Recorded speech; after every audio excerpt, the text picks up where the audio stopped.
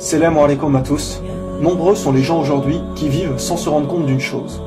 Le temps passe, des milliers de générations d'hommes et femmes ont vécu, les prophètes que Dieu nous a envoyés pour nous rappeler les buts de la vie sont venus, ces messagers nous ont montré l'exemple à suivre. Le dernier, Mohammed sallallahu alayhi wa sallam, nous a laissé le mode de vie parfait à suivre. Il nous a tout dit, tout ce que nous avions besoin de savoir. Il nous a dit beaucoup de choses sur l'avenir, sur ce qu'il se passerait après sa mort. Il nous a prévenus sur les dangers qui viendraient inévitablement, de manière à ce que les musulmans soient prêts et ne soient pas surpris, qu'ils savent à quoi s'attendre pour rester fermes dans leur foi. Dieu ne laisse jamais les croyants dans l'ignorance. Il a transmis à Mohammed sallallahu alayhi wa sallam les signes de la fin des temps. Ne vous rendez-vous pas compte que la mode d'aujourd'hui est l'inverse total de ce que notre prophète nous a dicté de faire? Il nous a recommandé le bien, l'entraide envers les autres, la gentillesse, la douceur, l'aimabilité, la fidélité des maris et épouses, de ne pas être orgueilleux et fiers. Et que voyons-nous aujourd'hui? Le sexe de toutes parts, l'infidélité qui mène à tous ces divorces, le stress des gens. Jamais la population n'a pris autant de médicaments qu'à notre époque. Le nombre de somnifères vendus pour aider les gens à dormir a décuplé. Mais pourquoi? Allah ne nous a pas créés pour passer notre temps à autant travailler, à vouloir avoir autant de désirs matériels qui nous obscurent l'esprit. Les gens sont stressés à cause de leur volonté à gagner toujours plus d'argent. Les jeunes perdent leur santé aujourd'hui à gagner de l'argent pour ensuite la dépenser plus tard afin de retrouver leur santé. Mes frères et sœurs, les meilleures choses, Dieu nous les a données. L'islam, la santé, un mari, une femme, des frères et sœurs, etc. Regardez les gens aujourd'hui, ils se mettent en colère très rapidement.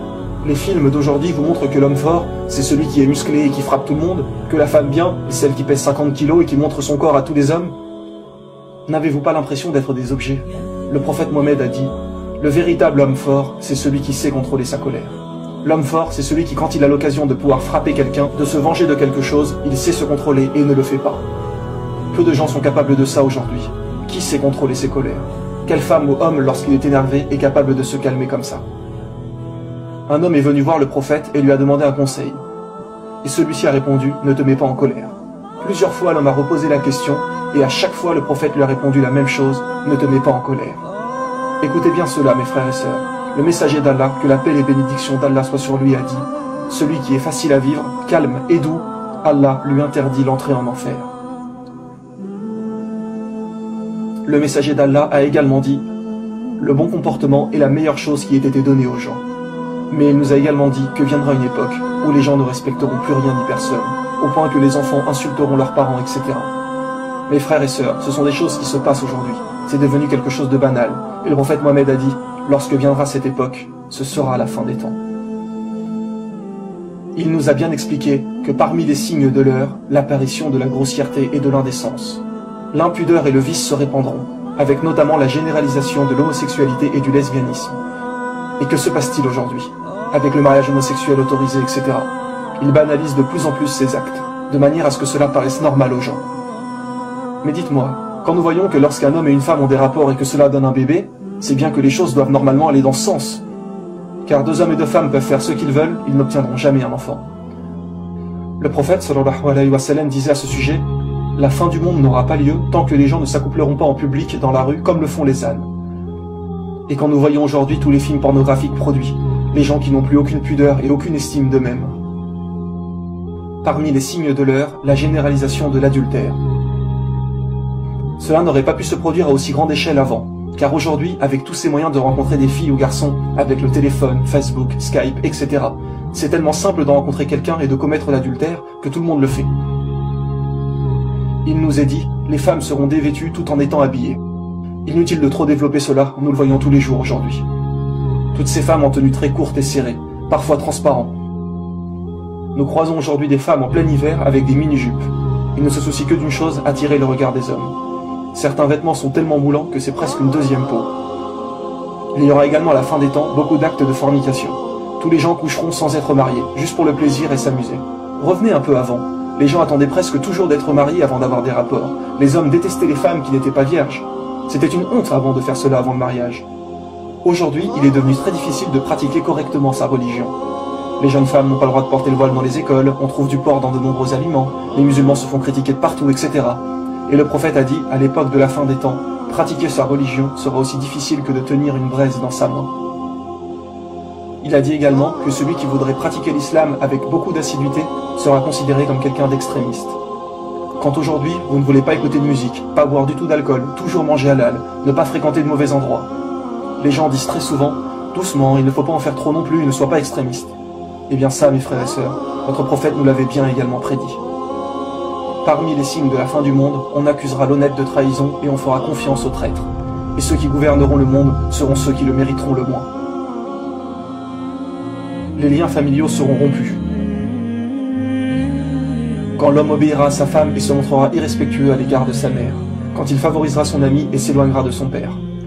Nous le voyons également tous les jours, malheureusement. Les forces de police et de sécurité se multiplieront. Ne voyons-nous pas de plus en plus de policiers autour de nous?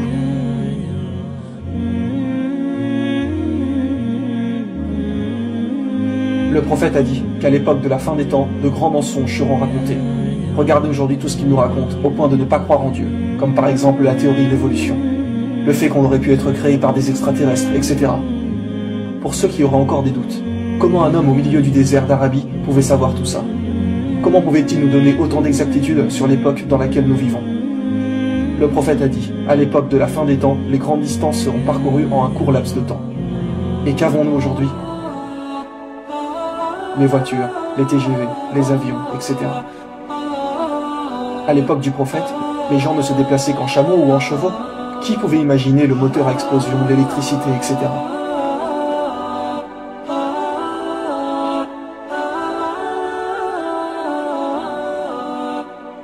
Vous savez, même sans parler de religion, la science nous prouve que nous sommes dans la fin des temps.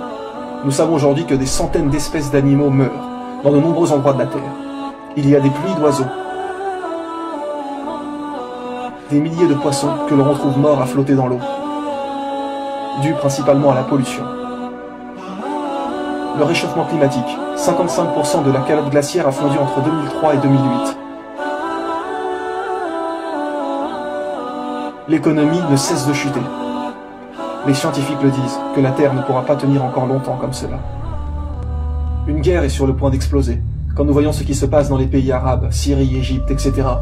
Et rappelez-vous que jusqu'ici, nous avons mentionné que des signes mineurs. Et ceux-ci sont tous arrivés en une cinquantaine d'années environ, car le prophète a dit qu'une fois le premier signe majeur arrivé, ces signes majeurs se suivraient tels les feuilles qui tombent d'un arbre, donc très rapidement. Et quel est le premier signe majeur? La guerre entre les musulmans et les non-musulmans, ce qui est sur le point d'arriver. Voici encore d'autres signes miraculeux. Le prophète a dit que les signes majeurs n'apparaîtront pas avant que des montagnes à la Mecque n'existent plus. Aujourd'hui, avec tous les travaux qui s'y passent, ils ont rasé des montagnes pour construire des bâtiments. Des montagnes qui existaient encore il y a quelques années, qui ne le sont plus aujourd'hui. Qui pouvait savoir il y a 1400 ans que des montagnes seraient détruites? À l'époque, il n'y avait aucune technologie pour faire cela. Les gens auraient pu douter de ce que disait le prophète, mais aujourd'hui, nous avons la preuve de ce qu'il a dit. Il a également mentionné que si vous voyez la Mecque trouée, c'est que la fin des temps est proche. Encore une fois, sans la technologie actuelle, personne n'aurait pu faire des tunnels comme nous le voyons aujourd'hui. Personne n'aurait pu trouer la montagne partout comme cela. Le prophète sallallahu alayhi wa sallam a également parlé de construction d'immenses bâtiments à la fin des temps. Nous le voyons partout aujourd'hui dans les grandes villes du monde. Mais à la Mecque aussi. Saviez-vous que cette tour est le deuxième plus grand édifice au monde? Il a dit que lorsque vous verriez les bâtiments atteindre le sommet des montagnes, c'est que l'heure aura alors projeté son ombre. Et nous savons que pour certains hadiths, s'il y a une raison valable, il peut être pris métaphoriquement.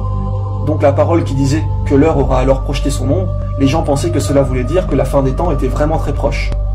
Seulement depuis 2012, nous avons la tour de l'horloge qui projette son ombre sur la Kaaba.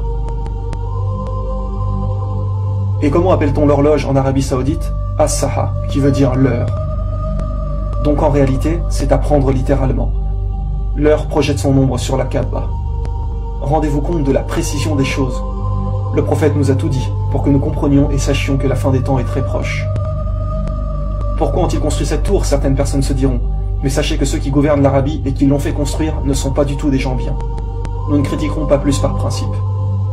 Mais depuis maintenant plus d'un an, l'heure projette son ombre sur la Kaaba.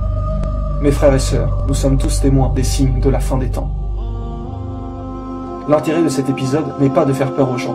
Nous devons faire confiance en Allah. Oui, l'heure est effectivement proche, mais seul Allah en connaît la date exacte. Le but de cet épisode est de vous rappeler que le jour du jugement arrive à grands pas. ainsi que bien évidemment notre mort à tous. Alors mes frères et sœurs, faites le maximum, donnez tout ce que vous pouvez, délaissez vraiment les péchés.